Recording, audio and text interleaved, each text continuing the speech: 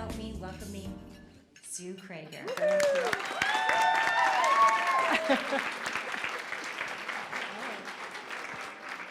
Okay.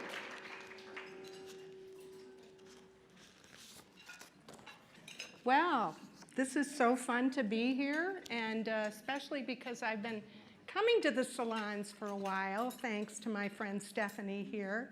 And wow, the speakers are usually really dynamic. So I'm hoping that you don't leave here tonight and go, oh my goodness, my last salon. Anyway, I really appreciate the invitation. As Joanna mentioned, I think I'm her client, but we're also friends. And I really appreciate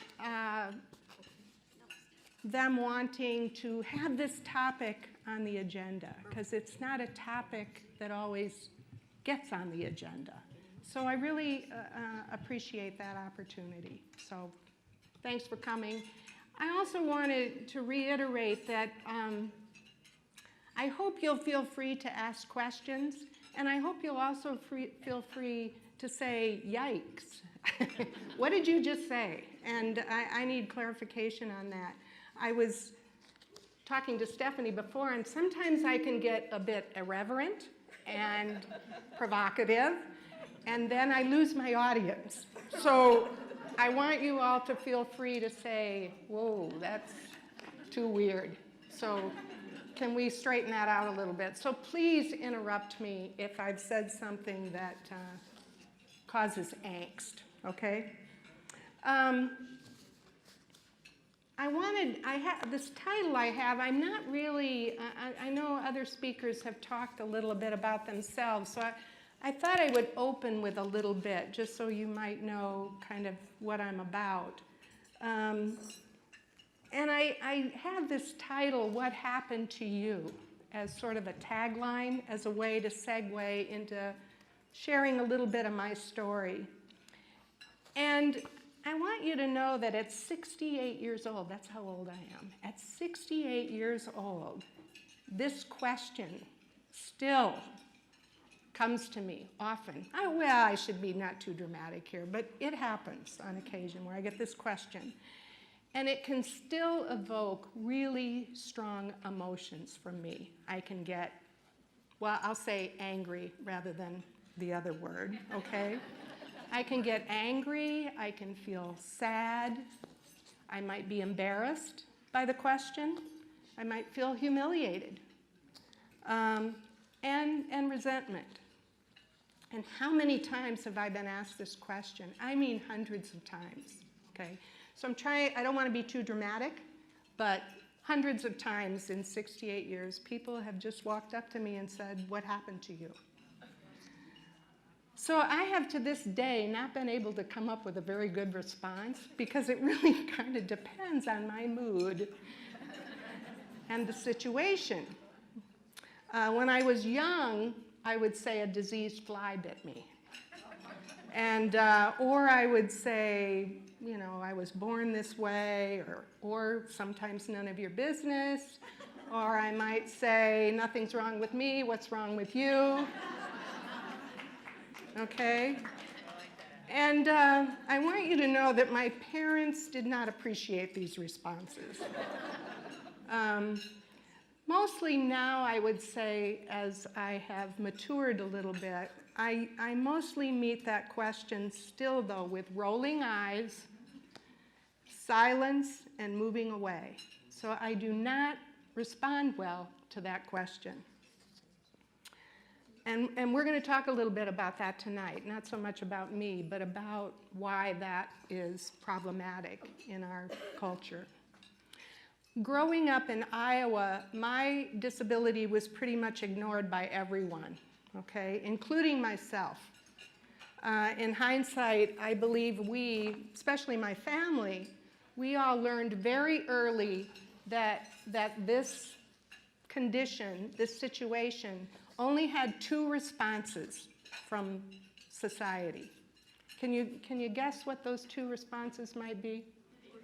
Huh?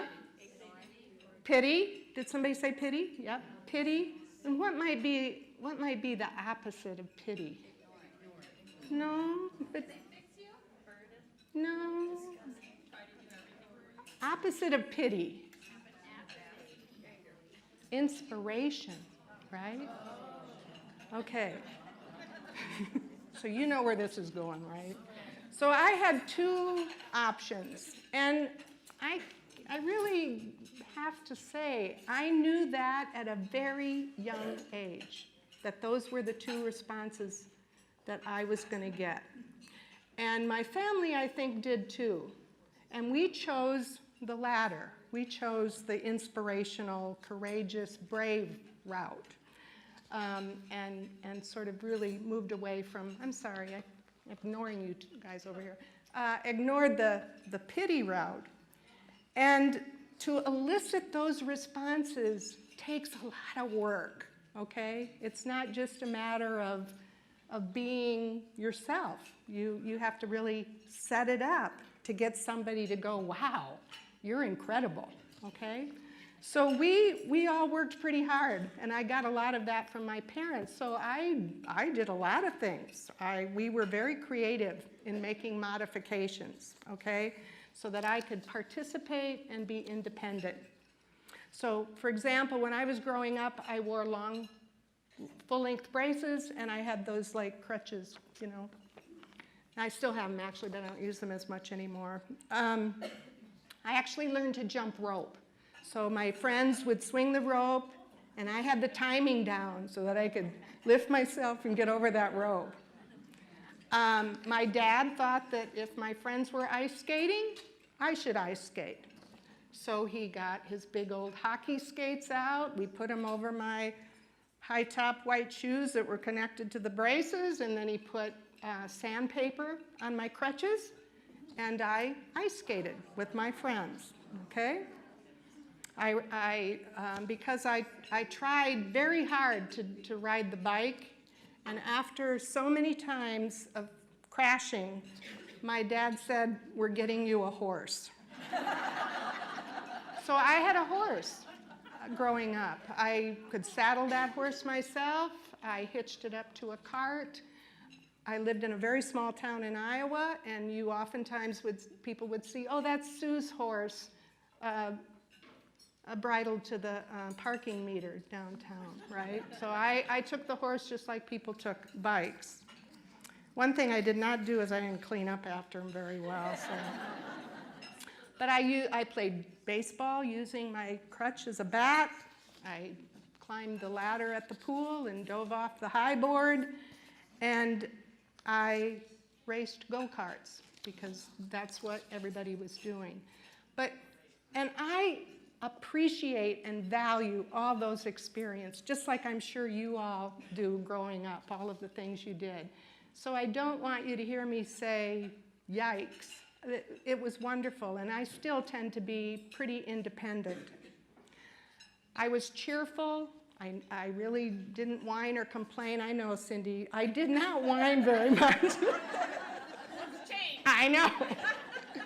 But growing up, I was pretty cheerful, and mostly I didn't want anyone or my family to be depressed or sad about this thing that I had, right? So I kind of didn't ever kind of succumb to whining.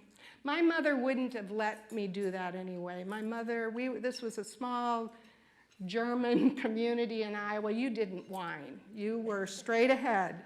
And if you did whine or complain, my mother had two responses. One was, think about something else, okay? And that really has kind of been good advice, I would say, over the years. When you start telling yourself funny stuff, think about something else. The other one that's never worked quite so well was take 2 aspirin and lay on your left side. And I have no idea where that came from. But I was cheerful. My parents were called saints. I would hear this, that they were saints for raising me normally. I heard a lot of statements constantly about, wow, Sue's really overcome her disability. And I just don't think of Sue as disabled. So that was, again, a real result of working real hard to pass, to cover, okay? And I want you to know that that really is a bargain that disabled people make with society, is don't whine, don't complain, and try to be as normal as you can, because then we're going to be okay with you. We're going to feel comfortable, okay? So again, while I appreciate all of the wonderful things that came out of this experience, I realize that that effort of constantly trying to cover takes a real toll. Because our construct of normalcy in our society is very strong, and it's very pervasive. And the fear of not being liked or pitied because of one's biological condition, right, is really powerful. So it took me many years, I mean, I don't know how long, but it took me quite a while, to really kind of come to terms with valuing and embracing my difference, okay? And as I said, still at 68, I'll get these weird comments, and then it's like a trigger, right? Then I like fly off the handle. Anyway, but I really don't want to talk about me tonight, even though I may intersperse a few little nuggets now and then. Instead, I really want to share with you this notion of how disability gets represented, gets framed in our society, okay? And how this new discipline of disability studies, which I don't know, have any of you, are any of you familiar with the discipline disability studies? You are? Okay. It's relatively new. It's only been emerging probably over the last 30 or 40 years, which I know sounds like a long time, but it really isn't.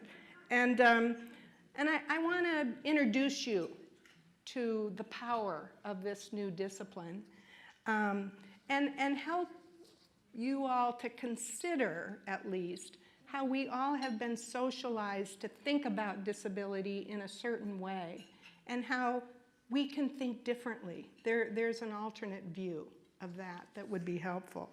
So does that sound okay if we do that? That doesn't sound too academic, does it? But I teach this at the university, and the last thing I want to do is give you a lecture, which is why I'm hoping you'll have questions. But my students, when I teach this, I don't teach this, but I teach disability studies, oftentimes tell me that I kind of get on a roll and I forget to shut up. So anyway.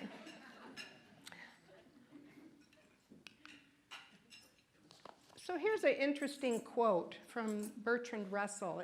He says, "In all affairs, it's a healthy thing now and then to hang a question mark on the thing you have long taken for granted." Okay? And I really think that's kind of what I'd like to do tonight, is to have us hang a question mark on how we think about, how we define, how we conceptualize disability, and really, even to a larger degree, difference, okay? Because it isn't just about disability. I'm wondering in this room how many of you either have a disability or have a close friend or family member with a disability. How many of you in this room? Or work with disabled people, okay? So quite a few, okay? And that really reinforces the notion of how pervasive and common and ordinary disability is, okay? But we have a tendency to other it, right? Somebody else. There are over 54 million Americans with disabilities, right? So that's 20% of the population.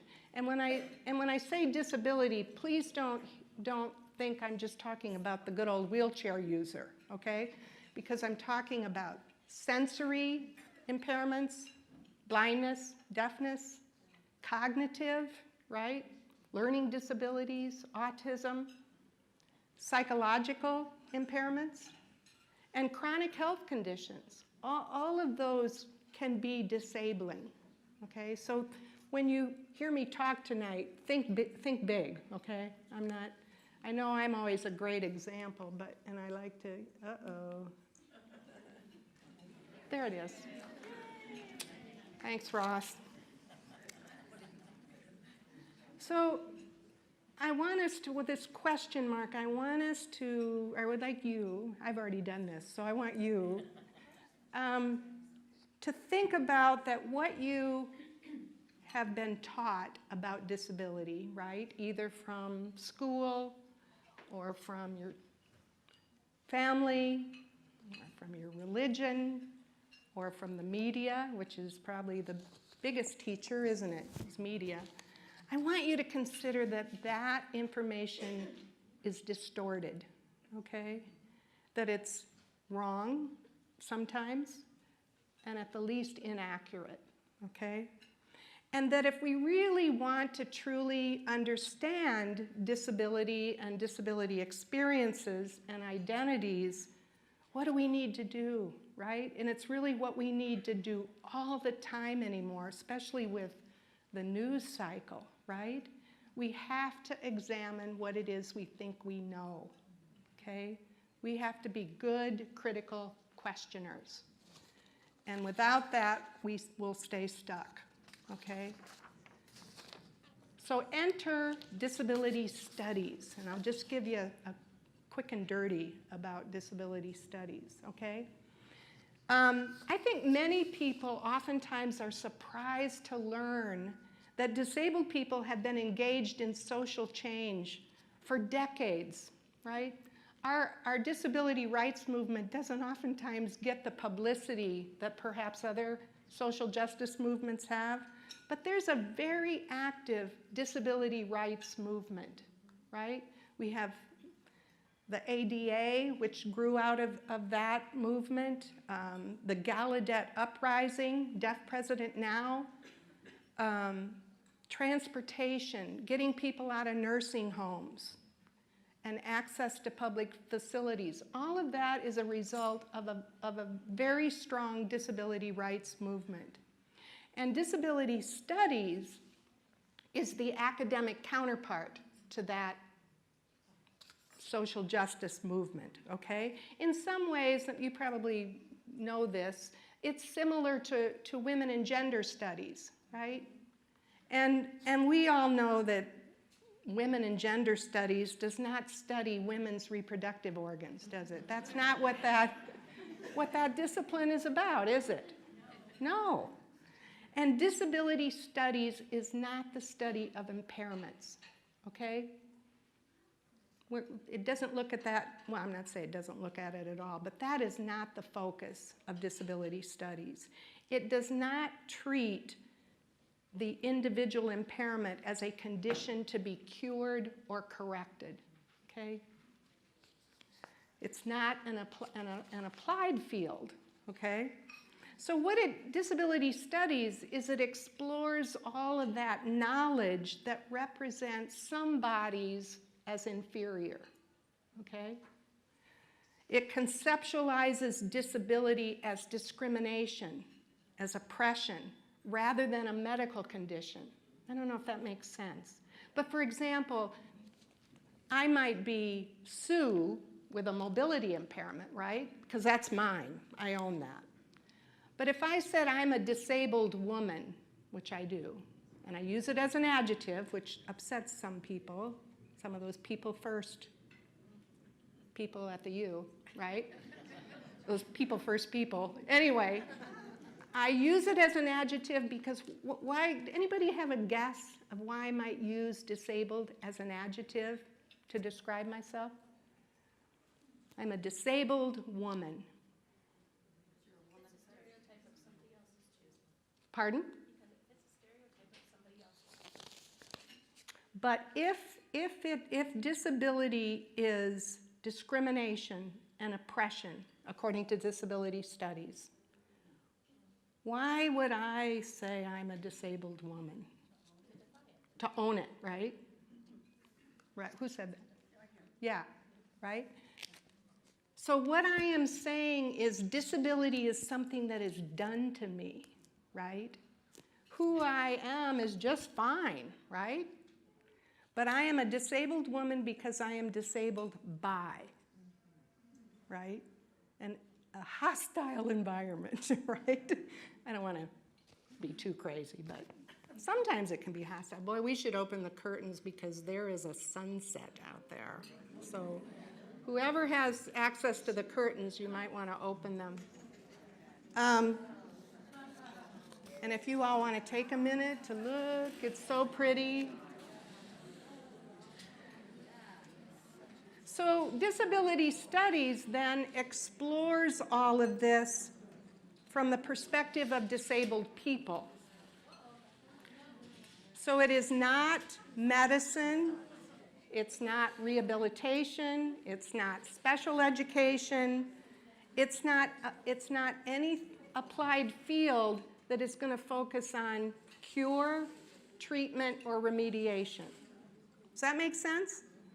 So, and that is not to say that special ed and rehabilitation aren't fine fields. It's just that that's not what this is. Just as gender and women's studies is not about, like I said, women's reproductive organs. So disability studies is really about trying to destigmatize disease, impairment, and really try to get people to see it as sort of an integral part of the human experience, right? This isn't something that's weird, that doesn't happen to very many people. It's fairly common. And if we don't have these discussions like this, the disabled person is always going to be what? We're always going to be the other, okay? And so how do we find a way that disabled people are not othered, okay? Disability studies also, and again, I'm going to kind of try to be brief here, but if you were taking a course, these would be concepts that you might look at, right? There's a whole bunch of them there. Disability frames, media, language, I can't see, stereotypes, stigma, charity, history, politics, design, independence. All of these different concepts would be interrogated through a disability studies lens. And I'll show you that tonight because we're going to touch on a few of these, like language. That's always a good one, isn't it? And design and normalcy, okay? But normalcy is the big one. That's the big elephant in the room, isn't it? That we're all working so hard to be normal, okay? And so disability studies is really trying to show how normal is enforced in our society, how it's imitated, how it's taught, how it's sold, right? And that all happens through media, politics, history, etc., right? And how that normal concept contributes to racist, sexist, and other forms of human diminishment, okay? That positions some humans where? Is on the margins. I did it again, didn't I? I think it's this bottom one. Anyway, sorry. Ross will never invite me. Well, you only get one shot at this anyway, don't you? Okay. So one of the most kind of core concepts in disability studies is to understand what is this dominant narrative in our society, right? In terms of how disability gets defined, how it gets conceptualized, how it gets represented, okay? And it's really important if we're going to think about, well, how could we think differently? We have to understand what's going on right now, right? And we have to appreciate not only how pervasive it is, but how we've all been socialized into this frame, okay? And that includes disabled people too, okay? All of us have been socialized into a certain way of thinking about disability and impairment. And when I teach, and at the university, it's really apparent to me how we don't have opportunities to really implement any critical thinking around disability, okay? And almost everything, so we'll have this, I hope, have a good conversation tonight, right? And I'll tell you some different ways to think, and you'll hopefully get real excited. But when you go out, nothing will reinforce it, nothing. So it's really hard to kind of hang on to this new thinking, which is why it's so important that we become critical thinkers, right? Critical questioners. So I'm just curious, when I say a frame, do you all know what I mean? Like if there's a, right? We frame everything, don't we? So think of what are some hot issue buttons right now that are framed? But what are some biggies? Think of a big one right now. Immigration. Oh my goodness, yes. So just as sort of a little example, and without, I mean, I want to be careful in my politics, although usually I'm not shy about letting people know where I fall on the continuum. But just think about it for a minute. Think about the different sides of immigration, right? What is some language that may be the right side of the fence? Whoops, that's right. What would be some words that the right side of the fence would use to describe? Lazy. Lazy? Alien. Alien, okay. Criminals? Did somebody say illegals? Yeah, illegals. Okay. Huh? Dependent. What are some words that maybe, if you're on the other side of the fence? People? Huh? Families, children. Okay. What about the issue of this one I always like to use because I'm old and I can remember this. So think of the issue of abortion, okay? So that's a nice topic, simple topic that we can all talk about, right? But I remember when I was probably early college, this would have been the late 60s, early 70s. The feminist movement, just so you know, I was very involved in that. And we would use abortion rights. Do you remember that? Some of you that are kind of my age, abortion rights was kind of how we started out, right? So as that kind of unfolded, what did people who were not real happy about that, what word did they use to describe it? Huh? No, but what did they use to describe their position? Right to life. Pro-life, right to life, right? And that got a lot of traction, didn't it? I mean, I got to be careful here. I'm going to show my, okay. So then what did the other side do to kind of counter that frame? Pro-choice, right? So we do this all the time, don't we? With language, images, we frame an issue. And what happens sometimes then is, you know, we lose sight of what the truth is, don't we? The frame becomes so important, okay? Sometimes we don't even notice the frame. Our message gets drawn right to the message. And frames can be so strongly held together that many of us mistake them for reality or for the truth. So when you see on my slide, "There but for the grace of God," how would you describe how disability is framed using that image? Pity, okay. Us versus them, right? How is disability viewed when you say "there but for the grace of God"? Pity is a good one. So what do you think about it? sorry, right? Because why? Because it's what? Inferior. It's inferior, right? It's abnormal, isn't it? It's a misfortune. It's tragic, okay? It's an error. It's a mistake, okay? It's a failing. That is what that represents to many of us, there but for the grace of God, okay?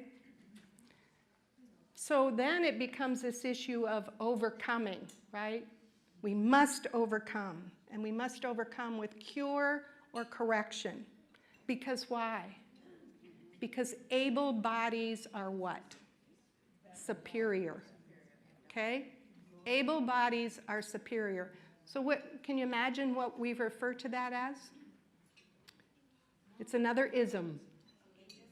Ableism, okay? The superiority of able bodies is what the scholars would like us to consider, okay?